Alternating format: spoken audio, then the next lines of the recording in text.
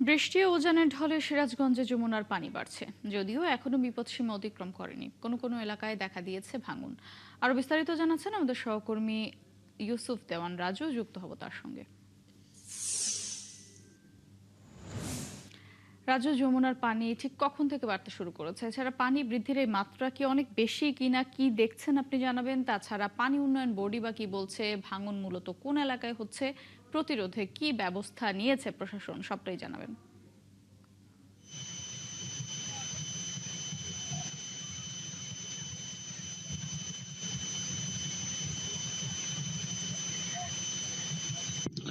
হ্যাঁ, মটুসি উজান থেকে পাহাড়ি ঢল ও ভারী বর্ষণে সিরাজগঞ্জের যমুনা নদীর পানি কিন্তু দিন দিন বৃদ্ধি পাচ্ছে। গত ২৪ ঘন্টায় যমুনা নদীর পানি ২০ সেন্টিমিটার বৃদ্ধি পেয়েছে। একই সাথে কাজীপুরের যে মেঘাই ঘাট রয়েছে সেখানে ৩০ সেন্টিমিটার বৃদ্ধি পেয়ে যমুনার পানি কিন্তু এখন বিপদসীমা ছুঁই করছে। আমি এখন যেখানে দাঁড়িয়ে আছি সিরাজগঞ্জ যমুনা নদীর হাট পয়েন্ট।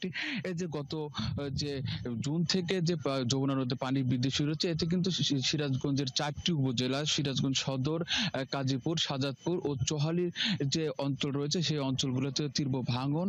একই সাথে কিন্তু বিভিন্ন বিস্তীর্ণ এলাকা, ফসলি জমি ও প্রায় শতাধিক স্থাপনা বসত বাড়ি কিন্তু নদীগর্ভে বিলীন হয়েছে। এখন কিন্তু নদী পাড়ের মানুষরা মধ্যে কিন্তু চরম আতঙ্ক বিরাজ করছে যে প্রতিনিয়ত যে ভাঙনের ফলে কিন্তু এখন পর্যন্ত পানি উন্নয়ন বোর্ডের পক্ষ থেকে কিন্তু স্থায়ী যে বাঁধ মেরামত সেটা কিন্তু করা হয়নি। তারা কিছু কিছু স্থানে জিও ব্রেক ফেলে বন্যা নিয়ন্ত্রণের চেষ্টা করলেও কিন্তু এটার প্রতি আস্থা রাখতে পারছে না যমুনা পাড়ের মানুষ।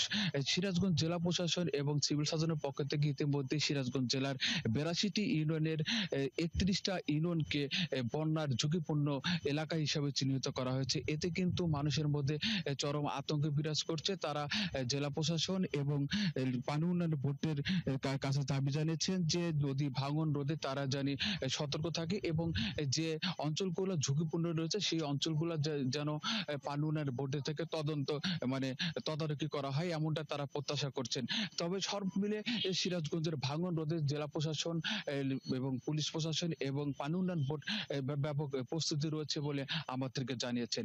এই ছিল সিরাজগঞ্জের পানির সর্বশেষ মটুসি।